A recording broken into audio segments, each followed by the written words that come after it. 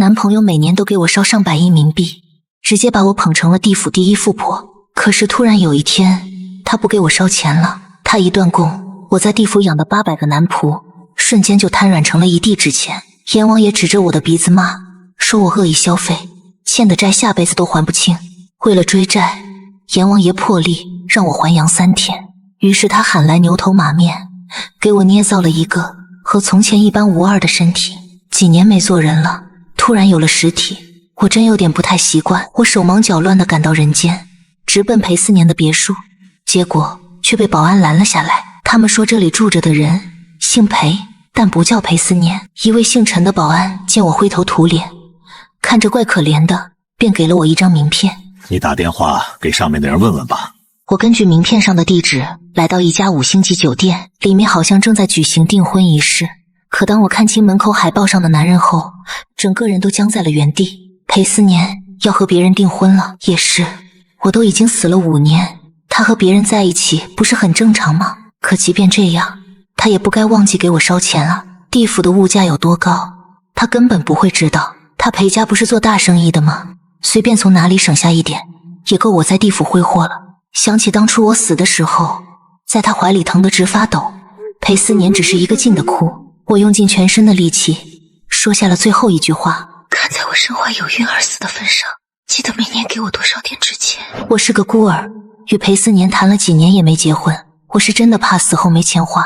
最终看他点头应下，我才放心地闭上了眼睛。如今这才几年过去，有了新人就忘了故人是吧？我气冲冲地想要进去，与裴思年掰扯掰扯，身后突然响起一道干净的男性嗓音：请问是你找我吗？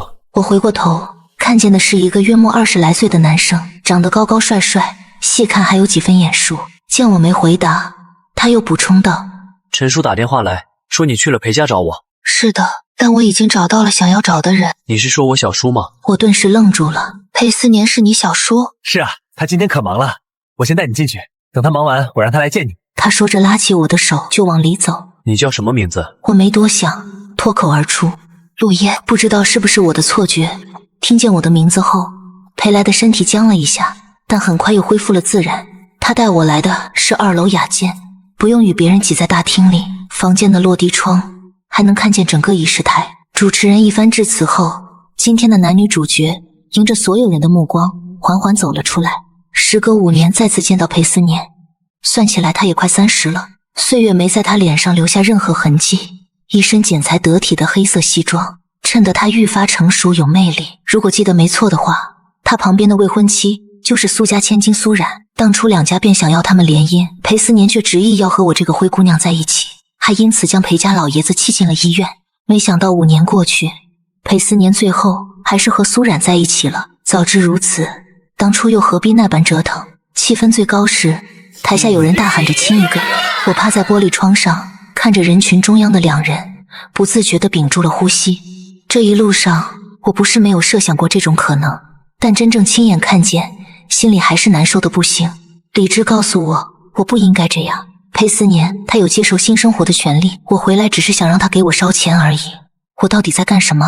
身后的裴来察觉到不对劲，探过头来发现我在哭，顿时有些不知所措。你这是怎么了？有话好好说，你先别哭啊。我也不想哭的，不知道情绪怎么一下子就控制不住了。我没事的，只是太感动了，看到新郎新娘真美啊！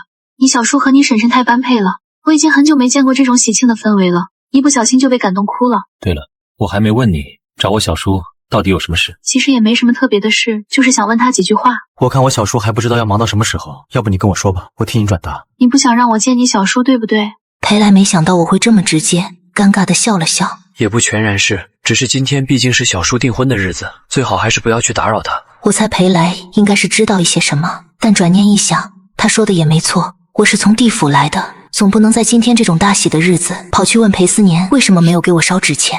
是我考虑的不够周到，抱歉打扰了。我丢下这句话，快速离开了房间。走到酒店门口，裴来却追了出来。你还没吃饭，怎么就走了？我不是要赶你走，你别误会。我看着这个连心思都不会隐藏的男生，觉得还挺好玩的，便想逗逗他。我其实是不用吃饭的。那你住哪里呢？我可以给你安排酒店。我有点跟不上他的思维，但他这个问题确实是个好问题。我今晚该住哪儿呢？阎王只给了我3天时间，要是裴思年那边没结果，我或许只能拜托眼前的裴来了。我不想住酒店，能去你家住吗？你到底想干嘛？裴来，你知道我是谁，对不对？你是不是怕我破坏你小叔的婚约？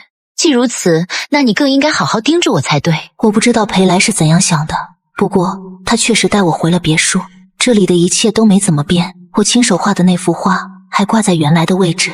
我忽然想起裴思年曾经跟我提过，他有个朋友很喜欢我的画，我觉得他的这个朋友很有眼光，于是决定亲自画一幅山水图送给他。可画还没画完我就死了。后来在地府，每每想起这件事，我都后悔那时没早点画完那幅画。如今好不容易回来一趟，我想把那件事情做完。我轻车熟路来到2楼最南边的那个房间，刚要去扭动门把手，裴来立马阻止了我。除了这个房间，你想睡哪里都行。我只是想进去看一眼。看也不行，小叔不让任何人动里面的东西，包括我。你若不说，你小叔就不会知道。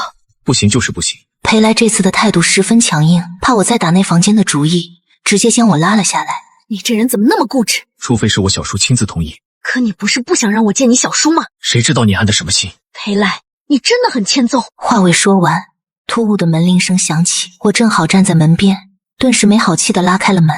是谁啊？可映入眼帘的却是裴思年的脸。四目相对那一瞬间，时间仿佛凝固了。裴思年死死地盯着我，一动不动。他眼中有太多情绪，我不敢仔细分辨。裴来最先反应过来，他将我拉至身后。小叔，你怎么来了？告诉我他是谁？小叔觉得他是谁呢？裴思年似乎想到了什么。这不可能。裴来闻言也忍不住看向我。记得没错的话，我们之前并没有见过面，但我敢肯定裴来是知道我的。然而就在这时，裴思年趁裴来放松戒备，迅速冲到我面前，一把抓住我的手腕。裴来想要阻止他，却被裴思年一脚踹到门外。一时间，屋内只剩下我和裴思年。你叫什么名字？我垂下眼睑，避开他的视线，想着回到我该去的地方。他如今有了新的生活，我不应该再来打搅他的。反正我很快就会离开，索性别让他知道了。裴思年冷笑一声，连声音都一模一样，说是谁找你来的？我讶异地抬起头，看来他只是把我当成一个长得很像陆烟的人，这样也好，怕他听出端倪，我干脆保持缄默。可裴思年越是盯着我，情绪越发激动起来，他捏着我的肩膀。谁允许你整成他的样子？你到底有什么目的？回答我！我被他推到了墙上，后背撞得生疼，却始终摆脱不了他的桎梏。刚翻窗进来的裴来正好看见这一幕，他将裴思年拉开，气冲冲地说道：订婚宴还没结束，小叔就丢下未婚妻来到这里。我想问小叔到底在期待什么？那个人不是你亲自送进火化炉的吗？裴思年像是听到什么很可怕的事情，身体微微颤抖，再不敢看我，随后飞快地逃离了别墅。我看着他的背影，内心涌上一阵酸楚。裴思年离开后，裴来对我不似方才那般客气了。你为什么要冒充陆烟？你怎么能肯定我就是冒充的？我不管你是不是冒充的，总之别再试图接近我小叔了。他这些年过得一点都不好，大病一场后，好不容易才走出来，算我求你了。你要钱要房要车，我都可以给你，只求你放过我小叔。什么时候生的病？前年吧，反反复复病了将近1年，这期间苏冉一直在照顾他，病好后2人才决定订婚。如此一来，时间就对上了。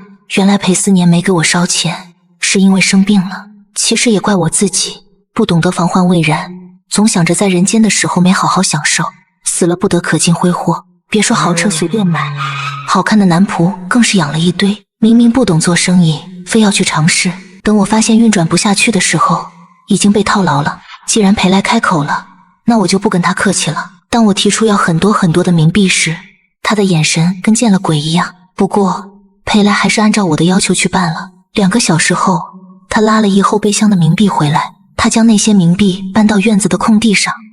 你总该告诉我这些钱要烧给谁吧，不然对方领不到。陆烟，我平静地说出自己的名字。裴来站起身，眼中有震撼。不会是真的陆烟吧？对啊，我不是早就告诉你了吗？所以你到底死没死？你说呢？那你刚才为什么不跟我小叔说？怎么这回又傻了？你希望他过得好，我当然也是了。裴来抱着膝盖，将脸埋在臂弯。对不起啊，之前那样想你。我看着一旁好像在自责的人，抬起手揉了揉他头顶的发丝，故作轻松地说道：想啥呢？说起来我还得谢谢你，给我烧了这么多钱，等我回地府把债还了，看谁还敢小瞧我啊！裴来买回来的冥币都差不多燃烧完了，阎王收到钱，或许会提前将我召回。我想了想，还是开口说道：“能跟我说说裴思年这几年的事儿吗？”可不等裴来开口，身后突然响起一道低沉的声音：“想知道为什么不亲自来问我？”我和裴来同时站起身，发现是去而复返的裴思年。我不知道他听见了多少，下意识要往裴来身后躲。裴来察觉到了我的意图，身体动了动，没有阻止。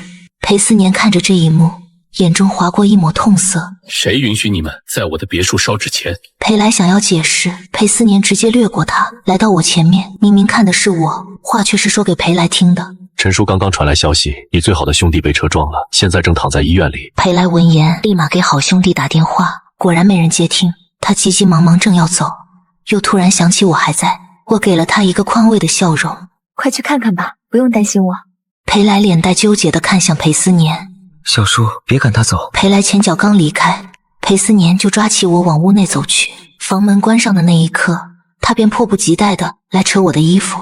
我被这样的裴思年吓到了，拼命捂住领口，向他求饶：“不要这样，裴思年，我害怕。”可他仿佛听不见一般，随后扯开我的衣领，露出大片锁骨。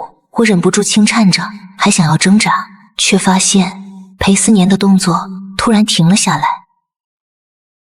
他的视线最终定格在我锁骨下方的一颗红痣上，他是为了验证我是不是真的陆烟。我懊恼地想，这牛头马面也太严谨了吧。以前裴思年就喜欢亲我这个位置，说这里很性感，没想到他还记得。温热的指尖在肌肤上碾过。阿言，是你，真的是你。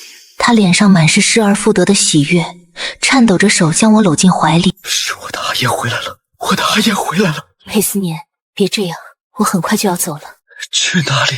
当然是从哪里来的就回哪里去。你比任何人都清楚，我不可能还活着。那又如何？就算你是鬼，我也要把你留在身边。裴思年，你放我下来！我不断捶打着他的身体，急得吼出声：“裴思年，你忘了今天是什么日子吗？你的未婚妻还在等着你，你就不应该出现在这儿。”放心，我只是抱你去换件衣服。我没想到裴思年保留了我之前的所有东西，他将一件崭新的套装递给我。抱歉啊，这2年没更换，只有旧款了，你将就着穿吧。我突然想起小的时候那会在孤儿院身上穿的衣服，都是从别处收回来的旧衣服。别人家小孩的梦想是长大了要干嘛干嘛，而我的梦想只是想要一条漂亮裙子。后来和裴思年在一起，我把这事当笑话讲给他听。从此以后，每到了换季的时候，他都会提前将最新款的衣服搬回家任我挑选。我从他手中接过衣服，又想起他口中所说的2年。为什么会生病？你答应过我会好好照顾自己的。像你想的不行吗？我没跟你开玩笑，我也是认真的。我又问起裴来兄弟的事。是真的出了车祸吗？我骗他的。你这人……裴思年一把将我拉进怀里，语气莫名有些委屈。你回来不会只是想跟我说这些吧？确实没见到他之前，我有一肚子话想要跟他说，可看见他之后，突然觉得很多话都没必要说了。回去吧，苏冉还在等你，别因为我伤了你们之间的感情。裴思年突然执拗起来，抱着我不肯松手。我不回去，我和他之间本来就没有感情。他说着低下头想来亲我，我顿时火大了，一把推开他。裴思年，你怎么可以这样？你既然选择和他订婚，即便你不喜欢他，也该对他忠诚。裴思年放开我，眉宇间爬上一抹厉色。你以为我为什么和他订婚？陆言，你还记得自己是怎么死的吗？我是怎么死的？我当然还记得。5年前，裴思年生意场上的竞争对手为了报复他，找来几个绑匪将我绑架了。他们开口就要5000万，可那回裴家为了不让裴思年和我在一起，在金钱上各种限制他。裴思年为了凑够钱救我，差点死在裴家老爷子面前。3天后，他带着钱赶来，以为能救下我，结果那群绑匪当着裴思年的面割开了我的喉咙。裴思年抱着我哭得肝肠寸断，我最后死在他怀里。也不知道那群绑匪最终有没有被抓住。裴思年竟然这样说，难道我的死另有隐情？你想说什么？裴思年当着我的面点了一支烟，才缓缓开口。当年那群绑匪落网后，直接就认了罪。可我始终想不明白，他们明明可以拿钱逃跑，为什么还要多此一举？这些年我一直在暗中调查，直到1年前发现苏冉曾秘密联系过绑匪的家属。我与他订婚，只是想接近他，从而拿到更多有力的证据，为你报仇。我还记得那时他们绑架我，口口声声说是裴思年的对家指使他们这样做的。可真的会有这么傻的人急着自报家门吗？还是说他们从一开始就没打算让我活？我不知道，也没时间知道了。我与苏冉并无交集，连面都没见过几次。我实在想不出他有什么理由来害我。如今我只想要裴思年好好的。我拿走他指尖夹着的烟，利落的掐灭。这一切只是你的猜测，万一事情不是他做的呢？都过去这么久了，想要查清楚谈何容易？裴思年看着我一气呵成的动作，怔怔出神。以前我总想让他少抽点烟，每次他点燃我就掐灭，往复几次后他就会妥协，有时也会故意使坏，用抽过烟的嘴来亲我。我拿他没办法，决定以其人之道还治其人之身。在吃过榴莲后，缠着他索吻，没想到他不但不嫌弃，还差点把我亲到窒息。想起过往种种，更觉难过了。我暗暗抹了把眼泪，或许是察觉到我的动作，裴思年回过神来。是与不是，总有水落石出的那天。如果事情跟他没关系，你就跟他好好在一起吧。你凭什么替我做决定？这一晚我们不欢而散。我以为一觉醒来会回到地府，可天光大亮时，我是被窗外的鸟鸣声吵醒的。鼻尖萦绕着熟悉的栀子花香，是我从前最喜欢的味道。我坐起身，低头看着自己的双手，纤细白皙，指甲修剪得整整齐齐，和我死之前一模一样。房门被轻轻推开，裴来端着一个托盘走进来，看到我醒着，他脚步顿了一下，他将托盘放在床头柜上，里面是一碗小米粥，还有一碟清淡的小菜。我问了张妈，说你以前早上就爱吃这个，就让厨房做了点。我看着那碗冒着热气的小米粥，心里泛起一阵暖意，又有些酸涩。在地府的5年，我吃的都是些冰冷的鬼食，要么就是靠着裴思年烧来的冥币兑换的虚浮点心，早就忘了热食是什么滋味。谢谢你。我拿起勺子，小口小口地喝着，粥熬得软糯，带着淡淡的米香，和从前张妈做的味道分毫不差。裴来坐在床边的椅子上，像个做错事的孩子，沉默了好一会才开口。昨晚对不起，我不该怀疑你，也不该拦着你见小叔。小叔他昨晚在书房坐了一整晚，没合眼。我喝粥的手顿了一下，没有说话。我知道裴思年在生气，气我替他做决定，气我一心想回地府。可我也有我的苦衷，我是个死人，阴阳殊途，就算暂时留在人间，也终有一天要离开。与其让他到时候更痛苦，不如现在就断了他的念想。他去酒店了吗？今早天不亮就去了，说是去处理订婚宴的收尾事宜，还让我在家看着你，别让你跑了。他说着，从口袋里掏出一个厚厚的信封。这是我昨晚又让人去买的冥币，还没烧，你要是急需的话。不用了，你昨晚烧的那些，阎王应该已经收到了，暂时够还债了。其实我心里清楚，那些冥币只够还一部分，剩下的债务还得慢慢想办法。但我不想再麻烦裴来了，他已经帮了我很多。裴来却不依，硬把信封塞到我手里。拿着吧，多备点总没错。再说了，你是小叔最在意的人，帮你也是应该的。我看着他青涩的模样，忍不住笑了笑。这孩子倒是比裴思年直白多了。对了，你小叔前年生病，到底是怎么回事？很严重吗？挺严重的，是抑郁症，还有很严重的失眠，整夜睡不着，有时候还会出现幻觉，总说看到你了。他说着，眼眶微微发红。那时候他把自己关在房间里，不吃不喝，头发大把大把的掉，瘦的只剩一把骨头。裴家老爷子急得不行，请了好多医生都没用，最后是苏冉阿姨一直守在他身边，喂他吃饭，陪他说话，慢慢才好起来的。我手里的勺子当啷一声掉在托盘里，心脏像是被一只无形的手紧紧攥住，疼得我喘不过气来。我从没想过我死后裴思年会过得这么苦，我以为他会很快放下，会找个好姑娘安安稳稳的过日子。他为什么会这样？还能为什么？就是想你想的。他总说要是当初他能再快一点，要是他能再多凑点钱，你就不会死了。他一直怪自己没保护好你。泪水毫无预兆地掉了下来，砸在粥碗里，泛起一圈圈涟漪。我一直以为我回来是为了要冥币还债，可现在我才发现，我最想做的是告诉裴思年别再怪自己了。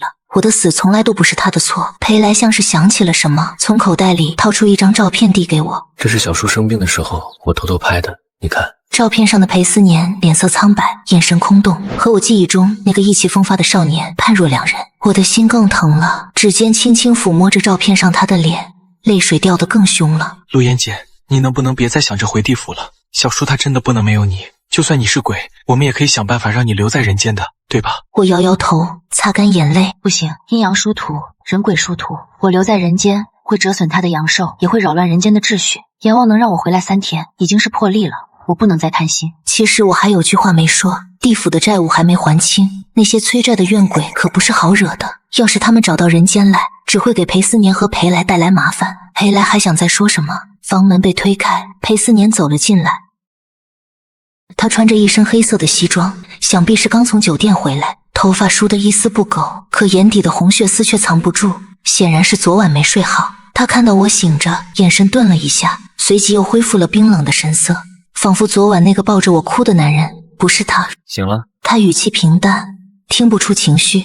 吃完早饭，我送你去个地方。去哪里？去了你就知道了。他说完转身就走，没给我追问的机会。小叔就这样，嘴硬心软，你别跟他生气，他也是为了你好。我笑了笑，没有说话。我知道裴思年不会害我，可我也怕他又会提出要留我在人间的话，到时候我真的不知道该怎么拒绝他。吃完早饭，裴思年已经在楼下等我了。他开了一辆黑色的轿车，是我以前最喜欢的那款。我坐进副驾驶，车内弥漫着他身上淡淡的雪松味，还是我熟悉的味道。一路上我们都没说话，车厢里安静的可怕，只有发动机的声音。车子开了大约1个小时，停在了一处墓园门口。我心里咯噔一下，瞬间就明白了，他要带我去哪里。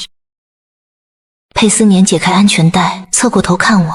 我带你去看看你。我跟着他走进墓园里，他熟门熟路地走到一处墓碑前，墓碑是白色的，上面刻着我的名字，还有一张我的照片，是我20岁生日的时候拍的，笑得一脸灿烂。墓碑前放着一束白色的栀子花，显然是刚换的。我每天都会来这里，我总觉得你还没走，还在我身边。我给你带你最喜欢的栀子花，给你讲我每天发生的事，就像以前一样。前年我生病的时候，也是每天都来这里。我站在他身后，泪水又忍不住掉了下来。我以为他忘了，我以为他有了新的生活，却没想到他每天都会来这里看我，每天都在跟我说话。我好难受，我好想你，我想去找你，可我又不能。我还没为你报仇，我还没查清你死亡的真相，不能就这么走了。阿年，别再查了好不好？就算查清楚了又怎么样？我已经死了，再也回不来了。我不想你再为了我活在仇恨里，我想你好好的。裴思年站起身，转过身看着我。不行，我必须查清楚，我要知道是谁害了你，是谁让你离开了我，我要为你讨回公道，不然我这辈子都不会安心。可苏然他……我知道你觉得我是在猜测他，但我有证据。他从口袋里掏出一个 U 盘递给我，这里面是我查到的录音，是苏冉和绑匪家属的通话记录，他承认了，是他联系的绑匪，让他们杀了你。我愣住了，接过 U 盘，手指冰凉，我不敢相信，那个看起来温柔大方的苏家千金，竟然真的是害我的凶手。他为什么要这么做？我和他无冤无仇，他为什么要置我于死地？因为他嫉妒你。裴思年的语气冰冷。他从小就喜欢我，可我却选择了你。他不甘心，他觉得你抢走了本该属于他的一切，所以他就联系了绑匪。本来只是想吓唬吓唬你，让你离开我，没想到绑匪拿到钱后，竟然杀了你。我拿着 U 盘，浑身发抖。原来我不是死于商业报复，而是死于一个女人的嫉妒心，多么可笑，多么荒唐。我本来想在订婚宴上当着所有人的面揭穿他，可昨天看到你，我就乱了方寸，什么都顾不上了。他走到我面前，轻轻握住我的手，他的手很暖，驱散了我指尖的冰凉。阿燕，再给我一点时间，等我揭穿了他的真面目，等我为你报了仇，我就陪你，不管你是去地府还是留在人间，我都陪你。我看着他坚定的眼神，心里的防线彻底崩塌了。我想或许我可以再等等，等他查清楚一切，等他为我报了仇，再安安心心的回地府。好，我知道了。我轻轻点头，泪水掉得更凶了。裴思年把我搂进怀里，紧紧地抱着我，仿佛怕我下一秒就会消失。谢谢你，阿燕。他在我耳边低喃，声音带着哽咽。从墓园回来后，我们之间的关系缓和了很多。裴思年不再逼我留在人间，只是每天都会陪我，带我去我们以前去过的地方，吃我们以前爱吃的东西，就像从前一样。我们去了以前常去的那家小面馆。你以前最爱吃这家的牛肉面，每次都要多加香菜和醋。是啊，那时候我总说这家面馆的牛肉面是全世界最好吃的，可在地府的5年，再也没吃过这么香的面了。我们还去了以前常去的公园，那里有我们一起种的一棵小树苗，现在已经长得很高了。我每年都会来这里，给它浇水施肥，就像照顾你一样。我靠在他的肩膀上，看着眼前的小树苗，心里满是温暖。我想，要是我能一直留在他身边，该多好啊！快乐的时光总是短暂的，阎王给我的3天时间，很快就到了最后一天。那天晚上，我坐在院子里的长椅上，看着天上的月亮，心里满是不舍。裴思年走到我身边坐下，轻轻握住我的手。舍不得吗？我好舍不得你，我想留在你身边，想和你一起吃饭，一起看电影，一起过每一天。裴思年把我搂进怀里，轻轻抚摸着我的头发。我知道，我都知道。他从口袋里掏出一个小小的盒子递给我，这个给你。我打开盒子，里面是一枚钻戒，是我以前最喜欢的款式。他那时候说，等他攒够了钱，就用这枚钻戒向我求婚。阿言，等我揭穿了苏然的真面目，我就去地府找你。不管你在哪里，我都要和你在一起。我抱着他哭得撕心裂肺。我知道他说的是真的，可地府不是人间，他一个凡人怎么可能去地府找我？就算他真的去了，也只会白白送命。别傻了，阿年，地府很危险，你不能来，你要好好活着，找个好姑娘，安安稳稳的过日子，忘了我吧。忘不了，我这辈子只会爱你一个人，不管你是人是鬼，不管你在天涯海角，我都要找到你，和你在一起。就在这时，天空突然乌云密布，刮起了大风。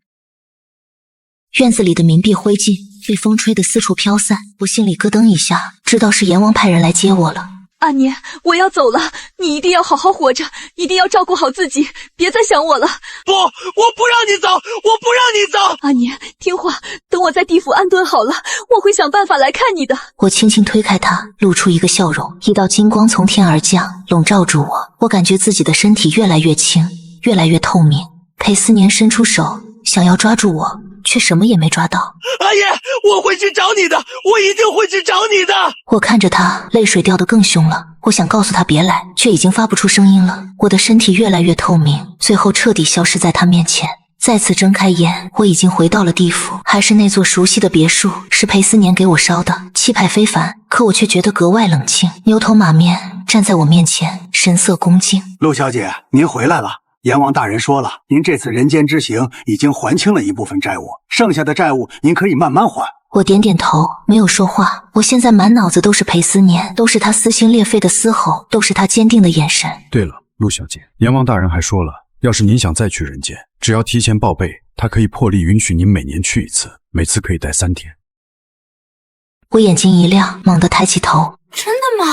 是真的，阎王大人也是被您和裴先生的感情打动了，所以才破例的。我心里满是欢喜，太好了，我可以每年都去看裴思年了。接下来的日子，我开始在地府努力还债。我把裴思年给我烧的那些豪车、豪宅都卖了，换成冥币，一点点还清债务。闲暇的时候，我就坐在院子里看着人间的方向，想念着裴思年。我不知道他现在怎么样了，不知道他有没有揭穿苏冉的真面目，不知道他有没有好好吃饭，好好睡觉。过了大约1个月，我终于还清了所有的债务。我第一时间去找阎王，申请去人间。阎王笑着点点头，去吧，注意别扰乱人间的秩序，3天后必须回来。我点点头，激动地说不出话来。一道金光笼罩住我，再次睁开眼，我已经回到了人间，回到了裴思年的别墅门口。别墅的门没关，我轻轻推开门走进去。裴思年正坐在长椅上，手里拿着我的照片，眼神空洞地看着远方。他瘦了很多，显然是这1个月都没睡好。阿年。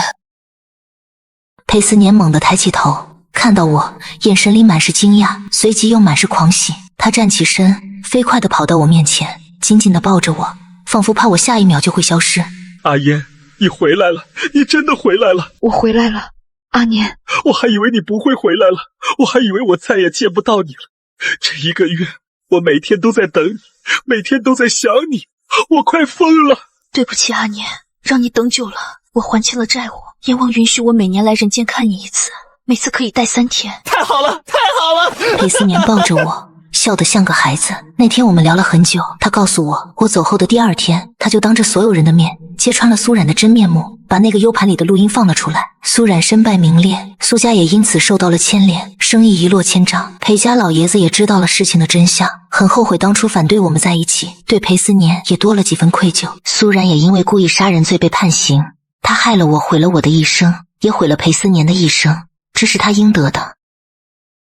接下来的3天，裴思年带我去了很多地方，我们就像从前一样，一起吃饭，一起看电影，一起散步，一起看日出日落。我知道这3天很短暂，可我却格外珍惜。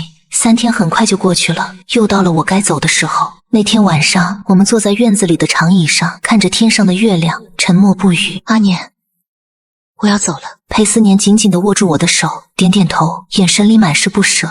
我知道，你放心，我会好好活着，我会等你下次回来。他从口袋里掏出一个小小的香囊递给我，这里面是我的头发，还有我给你写的信，你在地府想我的时候就看看它。阿年，我会想你的，我会尽快再来看你的。一道金光从天而降，笼罩住我。我看着裴思年，露出一个笑容。等我。他点点头，泪水模糊了双眼。我等你。我再次消失在他面前。